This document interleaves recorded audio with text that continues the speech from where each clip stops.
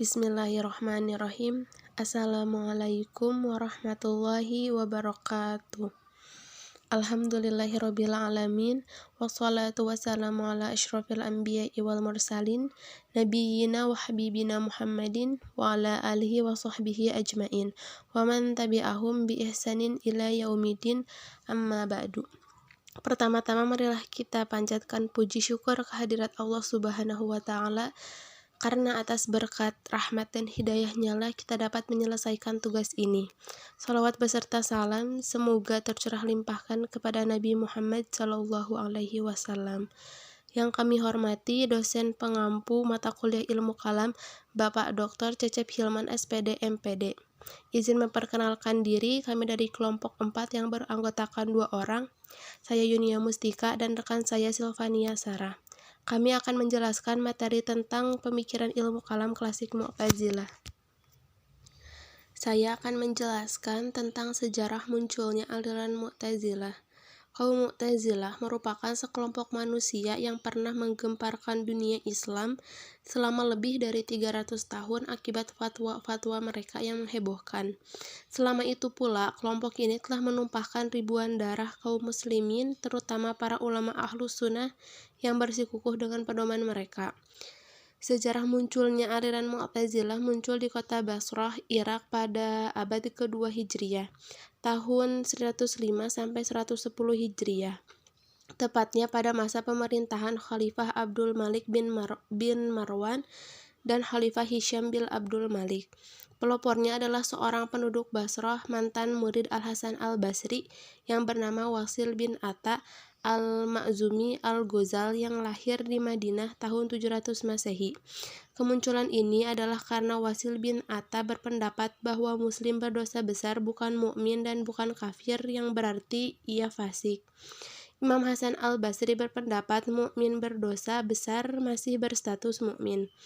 Inilah awal kemunculan paham ini dikarenakan perselisihan tersebut antar murid dan guru. Dan akhirnya golongan Mu'tazilah pun dinisbahkan kepadanya. Sehingga kelompok Mu'tazilah semakin berkembang dengan sekian banyak sektenya.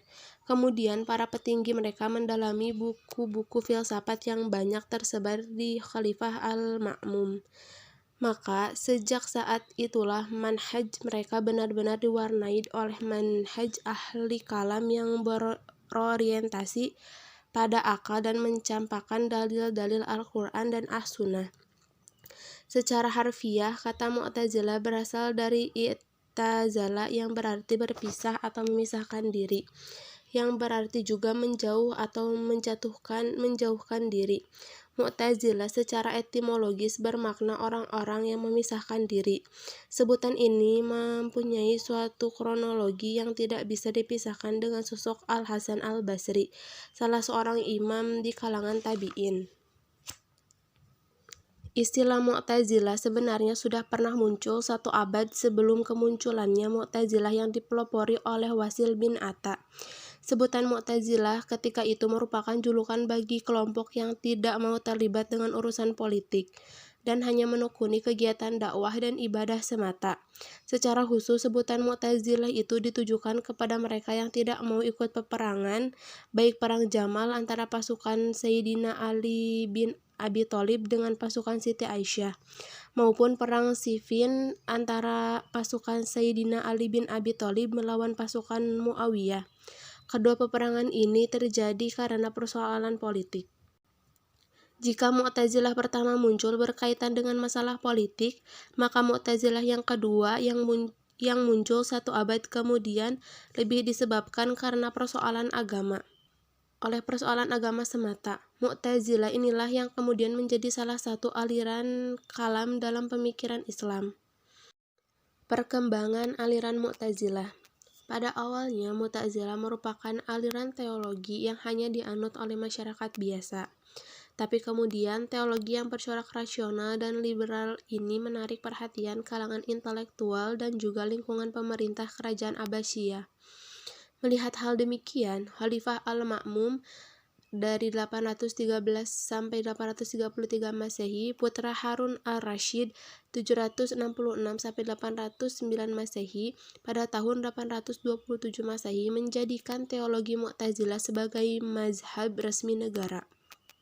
Sejak itu, resmilah aliran Mu'tazilah menjadi satu-satunya aliran teologi yang boleh dianut oleh umat Islam dalam wilayah kekuasaan dinasti Abbasiyah. Dengan mendapat pengakuan resmi dari pemerintah, maka otomatis aliran ini mendapat dukungan sekaligus perlindungan dari penguasa waktu itu. Selanjutnya, aliran ini pun dengan leluasa dan berani menyebarkan paham-pahamnya secara terbuka kepada publik. Penyebaran tersebut mereka lakukan mulai cara lemah lembut sampai pemaksaan dan kekerasan. Puncak kekerasan dan pemaksaan itu berkenaan dengan paham Al-Quran makhluk. Masalah ini sampai menimbulkan peristiwa Al-Minnah, yaitu pemeriksaan terhadap para ulama, ahli hadis dan ahli fikih dan ahli hadis, serta yang berkaitan dengan urusan fatwa tentang makhluk, tidaknya Al-Quran. Bila upaya kedua ini tidak membawa hasil, mereka tawakuf, maka perlu dilakukan langkah ketiga, yaitu mereka harus disiksa bahkan diancam hukuman mati. Setelah mereka melancarkan kekerasan dan penyiksaan, terlebih lagi pemenjaraan terhadap para ulama, maka sejak itu kaum muslimin mulai membenci aliran Mu'tazilah. Mereka pun mulai meninggalkan aliran tersebut. Kebencian mereka itu seakan didukung oleh sikap Khalifah Al-Mutawakkil yang juga tidak senang dengan aliran Mu'tazilah. Aliran ini perlahan-lahan mulai mengalami kemunduran dan kehilangan kekuatannya. Lebih-lebih setelah Muhammad al-Ghazwani, seorang pengikut manhaj Sunni dan Syafi'i, berkuasa sampai ke wilayah Irak tahun 395 Hijriah, mengeluarkan pengumuman larangan terhadap aliran Mu'tazilah di wilayahnya. Buku-bukunya banyak yang dibakar dan ajaran-ajarannya tak boleh lagi dianut. Akhirnya Mutawakkil pun membatalkan aliran Mu'tazilah sebagai mazhab resmi negara pada tahun 848 Masehi.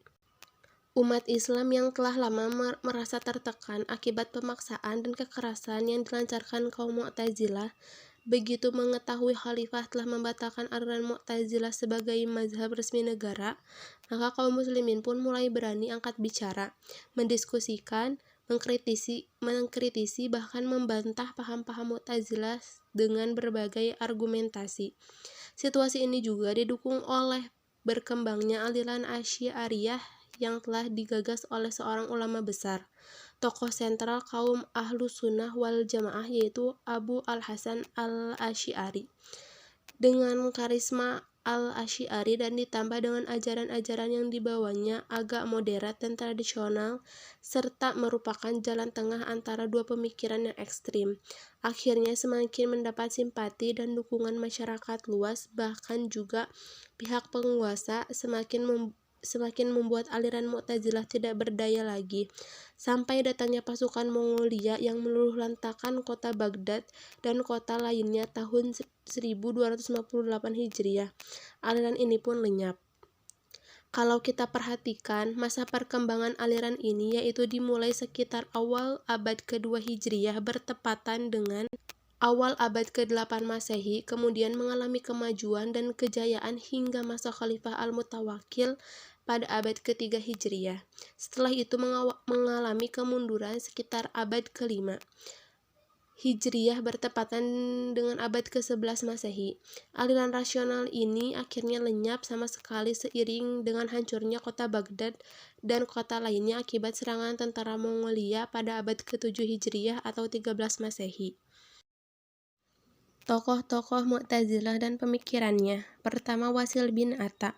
Wasil bin Atta adalah orang pertama yang meletakkan kerangka dasar ajaran Mu'tazilah. Ada 3 ajaran pokok yang dicetuskannya, yaitu paham al-manzilah bain al-manzilatain, paham Qadariyah yang diambilnya dari Ma'bad dan Ghailan, 2 tokoh aliran Qadariyah. dan paham peniadaan sifat-sifat Tuhan. 2 dari 3 ajaran itu kemudian menjadi doktrin ajaran Mu'tazilah, yaitu al-manzilah bain, al-manzilatain, dan peniadaan sifat-sifat Tuhan. Kedua, Abu Huzail al-Alaf. Abu Huzail al-Alaf, seorang pengikut aliran Wasil bin Atta, mendirikan sekolah Mu'tazilah pertama di kota Basrah. Lewat sekolah ini, pemikiran Mu'tazilah dikaji dan dikembangkan. Sekolah ini menekankan pengajaran tentang rasionalisme dalam aspek pemikiran dan hukum Islam. Ajaran teologis ini pernah berjaya pada masa Khalifah Al-Ma'mun, dinasti Abbasiyah. Mu'tazilah sempat menjadi mazhab resmi negara. Dukungan politik dari pihak rezim makin mengokohkan dominasi mazhab teologi ini. Tetapi sayang, setelah tragedi Binah telah mencoreng mazhab rasionalisme dalam Islam ini. Abu Huzail al-Alaf adalah seorang filosof Islam. Ia mengetahui banyak falsafah Yunani, dan itu memudahkannya untuk menyusun ajaran-ajaran Mu'tazilah yang bercorak filsafat. Ia antara lain membuat uraian mengenai pengertian nafi as-sifat. Ia menjelaskan bahwa Tuhan Maha Mengetahui dengan pengetahuannya, dan pengetahuannya ini adalah zatnya, bukan sifatnya. Tuhan Maha Kuasa dengan kekuasaannya, dan kekuasaannya adalah zatnya, dan seterusnya. Penjelasan dimaksudkan oleh Abu Huzail untuk menghindarkan adanya yang kadim selain Tuhan. Karena kalau dikatakan ada sifat dalam arti sesuatu yang melekat di luar zat Tuhan, berarti sifatnya itu kadim. Ini akan membawa kepada kemusyrikan. Ajarannya yang lain adalah bahwa Tuhan menganugerahkan akal kepada manusia agar digunakan untuk membedakan yang baik dan yang buruk. Manusia wajib mengerjakan perbuatan yang baik dan menjauhi perbuatan yang buruk. Dengan akal itu pula manusia dapat sampai pada pengetahuan tentang adanya Tuhan dan tentang kewajibannya berbuat baik kepada Tuhan. Selain itu, melahirkan dasar-dasar dari ajaran as-salah wal aslah. Ketiga, Al-Jubai. Al-Jubai adalah guru Abu Hasan al-Asy'ari, pendiri aliran Asy'ariyah. Pendapatnya yang masyhur adalah mengenai kalam Allah Subhanahu wa Ta'ala, sifat Allah Subhanahu wa Ta'ala, kewajiban manusia, dan daya akal. Mengenai sifat Allah Subhanahu wa Ta'ala, ia menerangkan bahwa Tuhan tidak mempunyai sifat. Kalau dikatakan Tuhan berkuasa, berkehendak, dan mengetahui, berarti ia berkuasa, berkehendak, dan mengetahui melalui esensinya, bukan dengan sifatnya. Lalu tentang kewajiban manusia, ia membaginya ke dalam 2 kelompok, yakni kewajiban-kewajiban yang diketahui manusia melalui akalnya, wajibah akliyah, dan kewajiban-kewajiban yang diketahui melalui ajaran-ajaran yang dibawa para rasul dan nabi, wajibah syar'iyah. Keempat, An-Nazam. An-Nazam, pendapatnya yang terpenting adalah mengenai keadilan Tuhan. Karena Tuhan itu maha adil, ia tidak berkuasa untuk berlaku zalim. Dalam hal ini berpendapat lebih jauh dari gurunya Al-Alaf. Kalau Al-Alaf mengatakan bahwa Tuhan mustahil berbuat zalim kepada hambanya, maka An-Nazam menegaskan bahwa hal itu bukanlah hal yang mustahil. Bahkan Tuhan tidak mempunyai kemampuan untuk berbuat zalim. Ia berpendapat bahwa perbuatan zalim hanya dikerjakan oleh orang-orang yang bodoh dan tidak sempurna, sedangkan Tuhan jauh dari keadaan yang demikian. Ia juga mengeluarkan pendapat mengenai mukjizat Al-Quran. Menurutnya mukjizat Al-Quran terletak pada kandungannya, bukan pada uslub atau gaya bahasa dan balaghah retorikanya. Ia juga memberikan penjelasan tentang kalam Allah Subhanahu wa Ta'ala. Kalam adalah segala sesuatu yang tersusun dari huruf-huruf dan dapat didengar. Karena itu, kalam adalah sesuatu yang bersifat baru dan tidak kadim. Sekian penjelasan dari saya. Selanjutnya akan dijelaskan oleh rekan saya, yaitu Silvania Sarah. Kepadanya dipersilahkan. Selanjutnya, di sini saya akan membahas tokoh aliran Mu'tazilah yang kelima, yaitu Al-Jahiz. Dalam tulisan Al-Jahiz, Abu Usman bin Bahar dijumpai paham naturalisme atau kepercayaan akan hukum alam yang oleh kaum Mu'tazilah disebut dengan sunnah Allah. Ia antara lain menjelaskan bahwa perbuatan manusia tidaklah sepenuhnya diwujudkan oleh manusia itu sendiri, melainkan ada pengaruh hukum alam. Yang keenam, Mu'ammar bin Abad. Ialah pendiri Mu'tazilah aliran Baghdad. Pendapatnya tentang kepercayaan pada hukum alam sama dengan pendapat Al-Jahiz. Ia mengatakan bahwa Tuhan hanya menciptakan benda-benda materi. Adapun al-a'rad atau accidents ialah sesuatu yang datang pada benda-benda itu adalah hasil dari hukum alam. 7. Bishr al-Mu'tamir. Ajarannya penting menyangkut pertanggungjawaban perbuatan manusia. Anak kecil baginya tidak dimintai pertanggungjawaban atas perbuatannya di akhirat kelak, karena ia belum mukallaf. Seseorang yang berdosa besar kemudian bertaubat, lalu mengulangi lagi berbuat dosa besar, akan mendapatkan siksa yang ganda, meskipun ia telah bertaubat atas dosa besarnya terdahulu. 8. Abu Musa al-Mudror. Al-Mudror dianggap sebagai pemimpin Mu'tazilah yang sangat ekstrim, karena pendapatnya yang mudah mengkafirkan orang lain. Menurut Syahristani, ia menuduh kafir semua orang yang mempercayai kekadiman Al-Quran. Ia juga menolak pendapat bahwa di akhirat Allah SWT dapat dilihat dengan mata kepala. 9. Hisham bin Amr al-Fuwati. Al-Fuwati berpendapat bahwa yang dinamakan surga dan neraka hanyalah ilusi, belum ada wujudnya sampai sekarang. Alasan yang dikemukakan adalah tidak ada gunanya menciptakan surga dan neraka sekarang, karena belum waktunya orang memasuki surga dan neraka. Metode pemikiran kalam atau teologi aliran Mu'tazilah. Menurut Abu Zahroh, dalam menetapkan akidah, Mu'tazilah berpegang pada premis-premis logika, kecuali dalam masalah yang tidak dapat dijangkau dengan akal. Mereka mempercayai kemampuan dan kekuatan akal. Setiap masalah yang timbul, mereka hadapkan kepada akal. Yang dapat diterima akal, mereka terima, dan yang tidak dapat diterima akal, mereka tolak. Mu'tazilah banyak dipengaruhi oleh pemikiran filsafat Yunani dan logika dalam menemukan landasan-landasan paham mereka. Penyebabnya ada dua. Yang pertama, mereka menemukan di dalam filsafat Yunani keserasian dengan kecenderungan pikiran mereka. Yang kedua, ketika para filsuf dan pihak lain berusaha meruntuhkan dasar-dasar ajaran Islam dengan argumentasi-argumentasi logis, Mu'tazilah dan gigih menolak mereka dengan menggunakan metode diskusi dan debat mereka. Kaum Mu'tazilah banyak mempelajari filsafat untuk dijadikan senjata mengalahkan serangan para filsuf dan pihak lainnya. Dengan demikian dapat dikatakan bahwa kaum Mu'tazilah adalah filsuf-filsuf Islam. Dalam menemukan pemikiran akidahnya, Mu'tazilah menggunakan metode logika murni dengan tetap berusaha agar tidak menyimpang dari nas-nas Al-Quran. Jika terlihat adanya pertentangan antara paham mereka dengan nas Al-Quran yang mereka baca, maka nas itu mereka takwilkan sehingga tidak bertentangan dengan paham mereka sekaligus tidak bertentangan dengan makna Al-Quran. Selanjutnya, ajaran-ajaran aliran Mu'tazilah. Kelompok Mu'tazilah merupakan kelompok yang sangat mementingkan akal pikiran atau rasionalitas. Kelompok Mu'tazilah sangat kritis tidak hanya terhadap hadis Nabi dan cara-cara penafsiran Al-Quran, tetapi juga kritis terhadap pengaruh ajaran filsafat Yunani. Inilah yang memberi inspirasi sehingga memunculkan ilmu-ilmu baru yang disebut dengan ilmu kalam, yang mempromikan antara pendapat filsafat dengan agama. Oleh sebab itu, mereka lebih mengutamakan akal pikiran, setelah itu Al-Quran dan hadis. Ada 5 doktrin utama yang menurut kaum Mu'tazilah itu sendiri sehingga menjadi ajaran atau prinsip utama mereka. Kelima doktrin itu disebut dengan al-usul al-khamsah. Yang pertama yaitu tauhid atau pengesaan Allah. Adalah ajaran Islam pertama dan utama. Sebenarnya, tauhid ini bukan milik khusus golongan Mu'tazilah, tetapi karena mereka menafsirkannya sedemikian rupa dan mempertahankannya dengan sungguh-sungguh, maka mereka terkenal sebagai ahli tauhid. Menurut Mu'tazilah, sifat adalah zat Tuhan. Abu al-Huzayl dalam hal ini pernah berkata, Tuhan mengetahui dengan ilmu, dan ilmu itu adalah Tuhan. Berkuasa dengan kekuasaan, dan kekuasaan itu adalah Tuhan. Dengan demikian, pengetahuan dan kekuasaan Tuhan yaitu zat dan esensi Tuhan, bukan sifat yang menempel pada zatnya. Yang kedua, al-adl. Al-adl berarti Tuhan Maha Adil. Ajaran ini bertujuan ingin menempatkan Tuhan yang Maha Adil menurut sudut pandang manusia. Tuhan dipandang adil apabila bertindak hanya yang baik dan terbaik, bukan yang tidak baik. Demikian pula Tuhan itu adil apabila tidak melanggar janjinya. Yang ketiga, al-wa'd.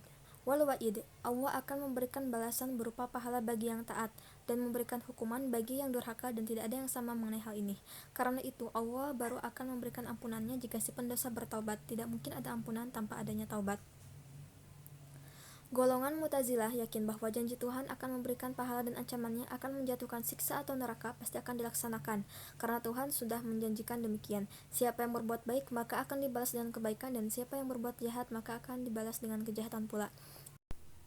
Pendapat golongan Mu'tazilah tersebut merupakan bertolak belakang dengan pendapat golongan Murji'ah sebagaimana ketaatan tidak akan berguna di samping kekafiran. Yang keempat, al-manzilah bain al-manzilatain. Prinsip ini sangat penting yang karenanya Wasil bin Atta memisahkan diri dari Hasan al-Basri. Wasil memutuskan bahwa orang yang berbuat dosa besar selain syirik tidak mukmin dan tidak pula kafir tetapi fasik. Jadi kefasikan adalah suatu hal yang berdiri sendiri antara iman dan kafir. Tingkatan orang fasik di bawah orang mukmin dan di atas orang kafir.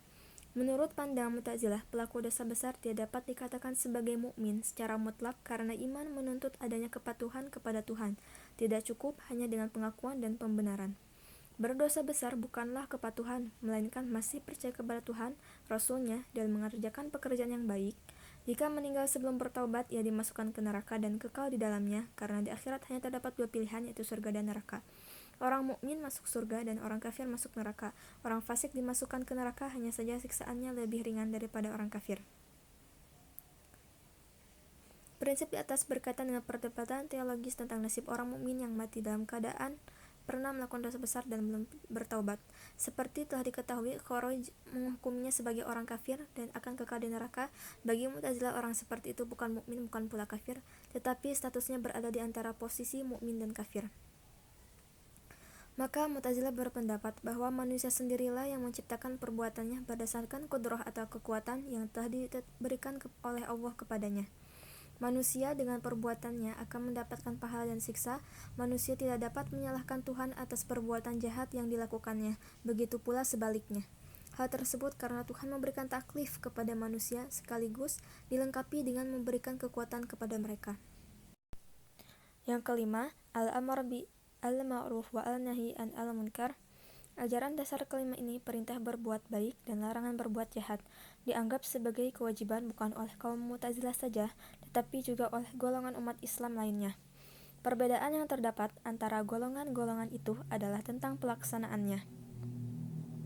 Ada beberapa syarat yang harus dipenuhi seorang mukmin dalam beramar ma'ruf dan nahi munkar, seperti yang dijelaskan oleh Abdul Jabbar.